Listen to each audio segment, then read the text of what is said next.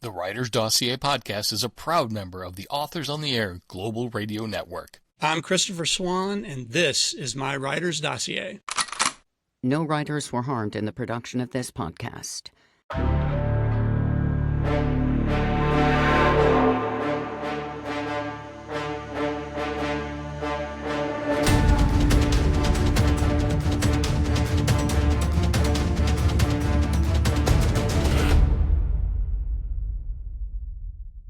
Hey everybody, welcome back. This is Jeff Circle with another edition of the Writer's Dossier, and I'm really excited about this one because, yes, there is a doctor in the house, if anyone asks. Dr. Christopher Swann is here tonight, a super guy, an amazing writer, and super nice. I am so glad that you've taken the time out to join us, despite some logistical issues with scheduling on my end. You worked around a dentist appointment today, so thank you for coming on the Dossier Podcast, Chris. Good to see you. Hey, good to see you, Jeff. Thank you so much for having me on. Appreciate it. Yeah, we've got some good stuff to talk about, and we get right at it here at the podcast. Everyone listening is getting used to that, and they understand, because I appreciate your time, and nothing is more valuable than that, and I appreciate the listeners' time. So we're going to jump right into these questions, have a ball, tell some people about your Faulkner family series and some other interesting things. So one of the biggest things that stands out for me when it comes to you, and out of 160 plus dossiers at the writersdossier.com, no one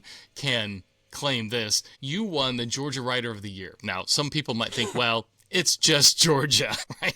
Well, no. At least people who live in South Carolina might think that, but the Georgia writing scene actually has a lot going for it. It's not all NASCAR and Coca-Cola museums on every corner, right? Absolutely not. No. Absolutely not. There's such an awesome authors community down here. Writers all over the place. The Georgia Writers Museum, the Atlanta Writers Club. So many organizations, so many people. And it's the other writers around here that I didn't really think about this when I got into this. This is my second career, if you want to call it that. Yeah. I'm a high school teacher by day, but meeting the other writers who have been to a person, they're kind, they're generous with their time, with their advice, they're a listening board. I've become good friends with a number of them. That's been one of the coolest things about doing this whole gig. Well, I've really noticed that in the community. Obviously, most everyone is so generous with their time, and they're willing to come on a goofy podcast like this, answer some fun questions, and you've been along for the ride for a little while now. Georgia especially, actually, there's a lot going on there. It's not just,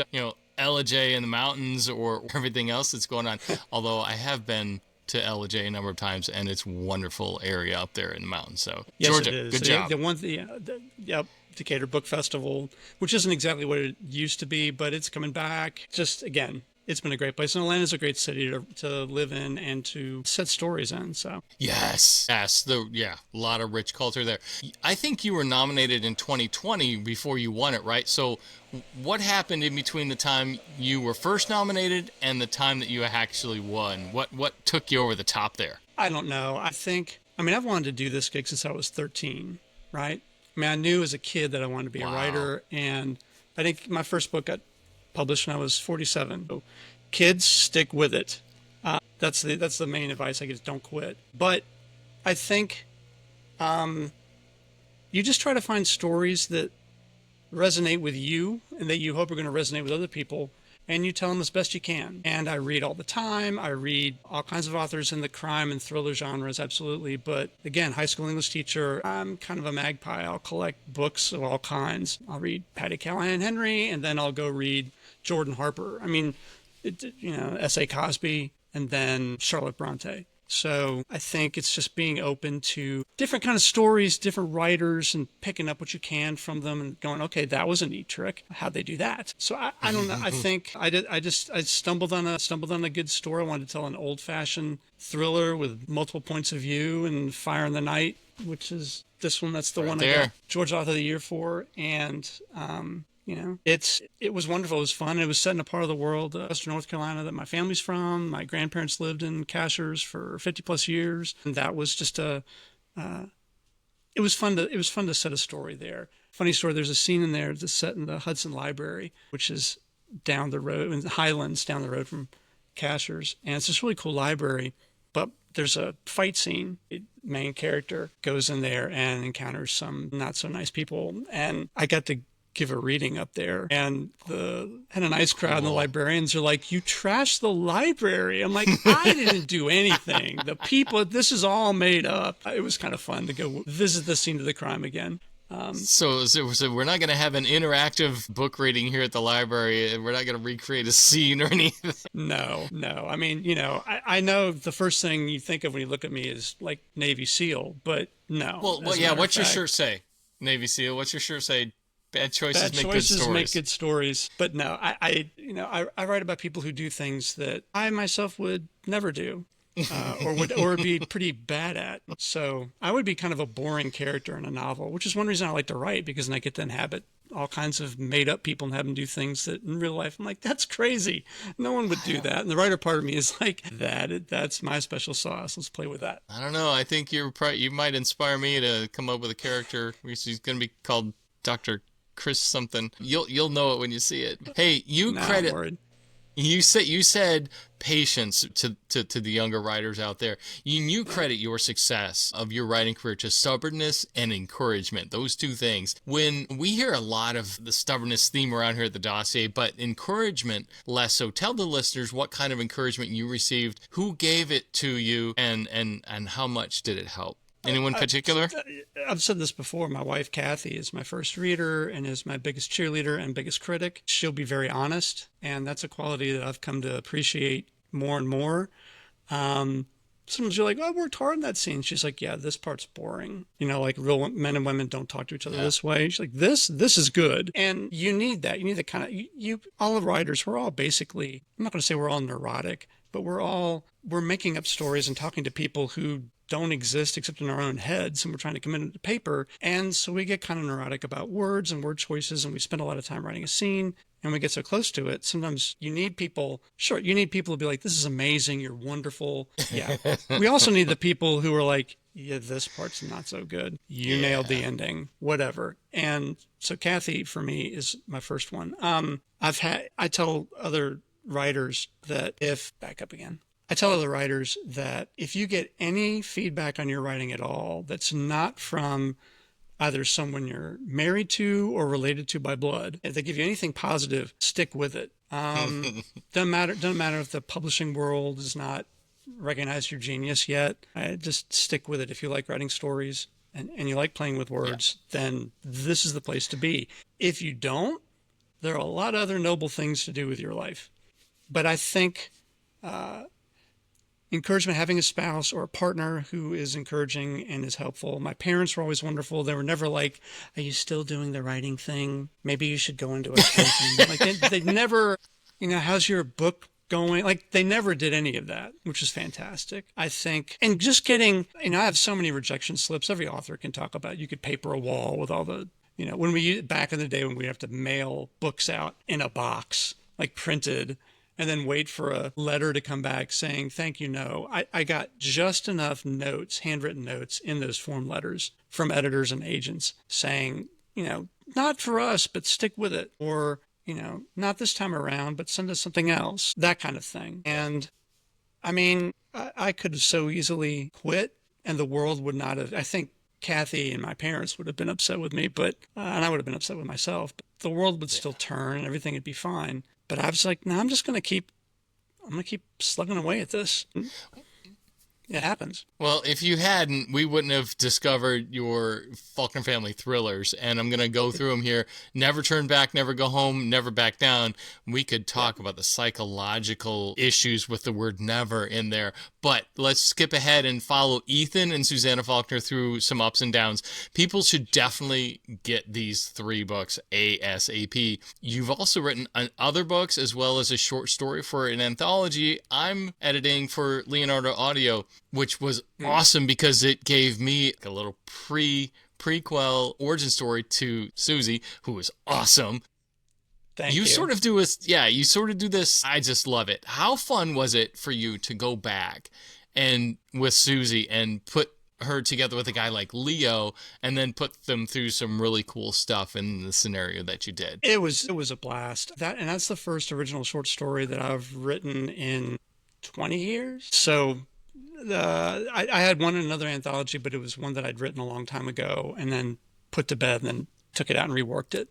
But this one was from scratch. And I think Suzy is one of those characters who, she's a secondary character in Never Turn Back, which is my second novel and was the hardest thing I've written. Not because it's not groundbreaking literature or anything like that. It's a good story and I wrote it as well as I could, but it was my second one. Whatever they say about the sophomore novel, the second album or whatever, that for me was true.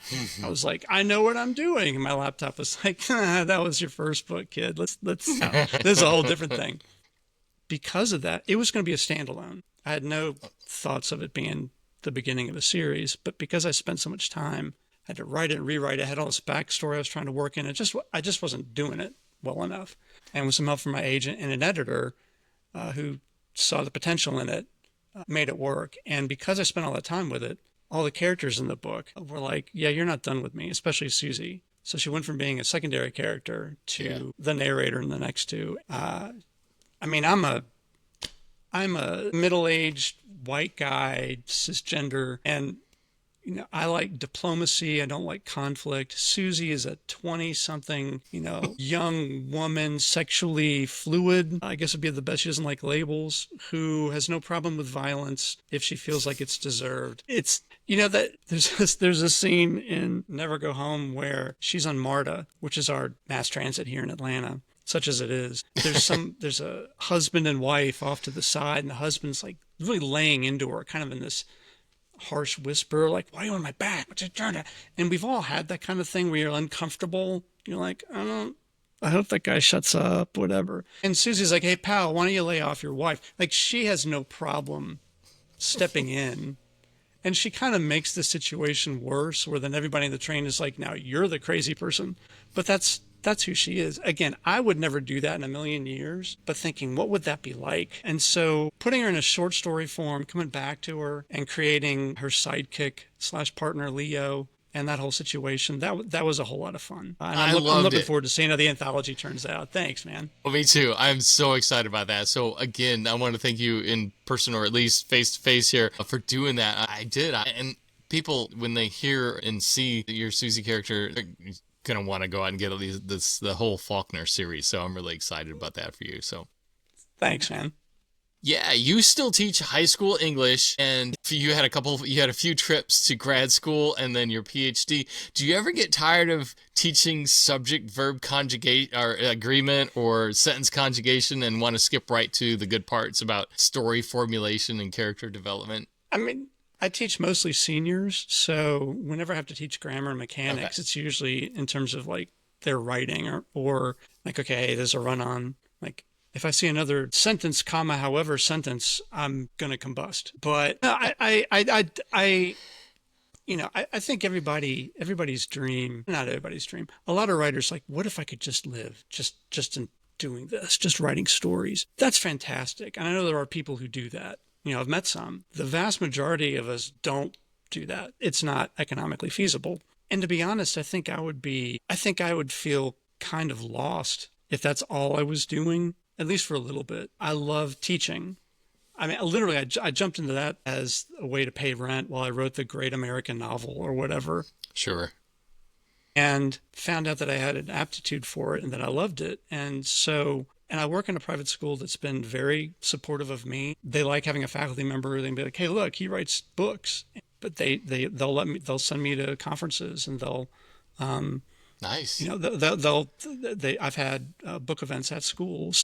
They've been great, and because of that kind of school it is, I can focus a lot more on story elements and how it comes together, and they know that. I don't ever want to be the guy that's like, well, when I was writing my novel, like none of my students wants to hear that. If they do, it's only because they want to write, and they're like, how did you do it? And then it doesn't happen a lot, but it has happened, and I'll talk to them about it, sure. But especially in creative writing class, but I really am like, I don't want to be like, here's what I do. Because my good creative writing teachers didn't do that. They might have shared an anecdote, or they might have said, hey, when I'm stuck in this, one of the things I try to do is this. Okay, that might be helpful. A bunch of teenagers don't want to hear Dr. Swann go on about, the joys of writing. Like, well, are your books in the library there at school? They are. And that I was just in there. We just had school just ended and we had exams, and I was proctoring some exams in there for seniors, and because there are other people who've written books too on campus. They had like a little shelf, and they had 4 of my books. They didn't have the most recent one, Never Back Down. So a few years ago, I'd be like, I'm not going to say anything. I don't, but now I was like, hey, to our librarian, FYI, I have one more. You probably don't. I'm not trying to tell you. She's like, oh my God, I'm ordering it immediately, and it was there within a week. Dr. Swann on the library tour. Yeah. Here we go. Yes. He's coming to your town. I'm gonna buy my books. Damn it! I mean, every library out there. I'm a teacher. Come on, I'm a teacher. That's the part I've finally gotten comfortable selling books in person, like going to an event, and then if there's not a bookseller, I brought a box with me, and technology makes it easy, right? You can do it on my phone. Yeah. But that's the part that I'm like, I don't, right? Like I was in an event. I came from an event, and Kathy, my wife, was there with me. We went out to dinner, and I had a copy of my book with me as like my prop. And we sat down, and I put the book face down off to the side, and she's like, "What are you doing?" I'm like, "What do you mean?" She turned the book right side up. In doing so, the table next to us, she's like, "Hey, what's that? Did you go buy that?" And she's like, "Well, actually, my husband." And I'm like, "Oh my God." Come on, man. No, you got to always be selling. And they're like, they immediately picked up their phones and said, like, I just downloaded an ebook. Mm-hmm. And there you go.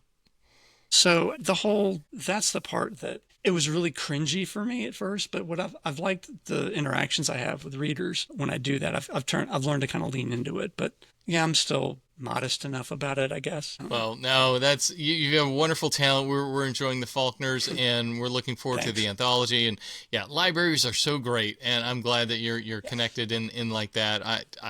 The Carmel Clay Library in Carmel, Indiana is another really big one. If you ever get on a library tour, definitely add them in there, because right about the time this podcast is going to drop, I'm going to be interviewing Lisa Jewell there at that one. Oh, and nice. We had an event in December where we had another panel interview. So big shout out to all the libraries out there. We're going to even drop an ad in this episode here, just dedicated to libraries. So absolutely. Absolutely. I evangelize about libraries and indie bookstores. Whenever I go out, they're all such wonderful venues for authors and for readers, for people who like books. Go to your indie bookstore, support them. Go to your library. Yeah. Right? You can get so much stuff. Another quick shout out here before we wrap things up on the podcast. Mystery Mike's is a legendary bookstore, and they're closing. They have 45% off right now, so everyone get out there and order on mysterymikes.com. So, Chris, thank you so much for taking the time and working things out, coming on the podcast. It is so good to see you. I can't wait to see you in person. All right, and last thing, Chris, real quick, where do we find you? I know you have a website. It was ChristopherSwann.com. That's 2 N's at the end.